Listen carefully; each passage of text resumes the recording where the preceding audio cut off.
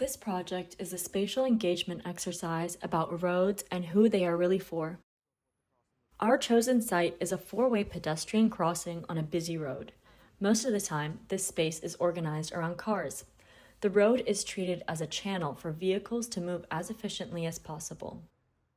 Pedestrians only enter this space in short, controlled bursts when the stoplight turns red for cars and green for walkers.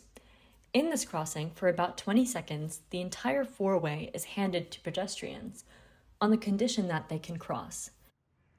We are interested in exploring that tiny window of time and using it differently. We hope to open the space up, test what might be possible there, and see if others would join us. On the road, cars are the default occupants. Pedestrians always have to watch the traffic signal and wait until the pedestrian safe zone is active before they can cross the street. There's a systematic tension that can be observed at the intersections. Our first attempt was a picnic on a crosswalk. After we had a crossing for a short while, the pedestrian kept watching our picnic until they felt they had enough time of their own. They were staring at our behavior because it felt outside of the normative pedestrian discourse of the intersection. And once we were about to finish crossing, they hurried back into the row of pedestrians rushing across. Our intervention promoted a double take, revealing a moment in which legitimacy of the discourse becomes unsettled. We played football in our second go at the crossing, wanting to potentially try to bring people in. Though there weren't any pedestrians near us, we can clearly see that the pedestrians farther away are curious and watching us, though none of them make efforts to stop or join us, much like in the previous attempt. Our third attempt made something clear.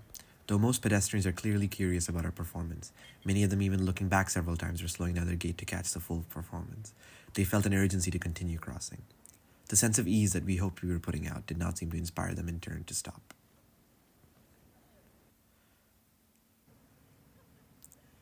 This attempt is interesting for two reasons. First, a van that enters the intersection at the wrong time improperly blocks a space that is really for pedestrians.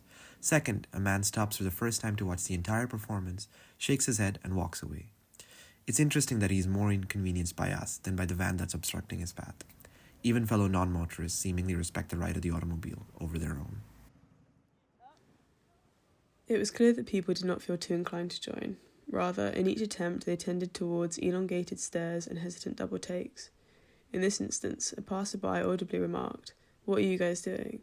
A small but telling rupture in the flow of normative and habitual pedestrian behaviour. It was clear that such deviation from norm, even for such a small period of 20 seconds, was enough to unsettle the expected script of the intersection. The middle of the road, a space that is usually non-negotiably reserved for vehicles and utilitarian pedestrian movings, in these instances became a space of ambiguity. Our theatre-like performance, momentary and harmless and out of sync with the logic of the roads, seemed to produce an almost cognitive friction for passers-by. Such reactions revealed the extent to which the intersection policies behaviour not only through designed infrastructure and timing, but also through social experiment. The refusal or reluctance to join may have been less a rejection of our performances, but more a telling of how ingrained the rules of the road are, that one crosses through space and not into it.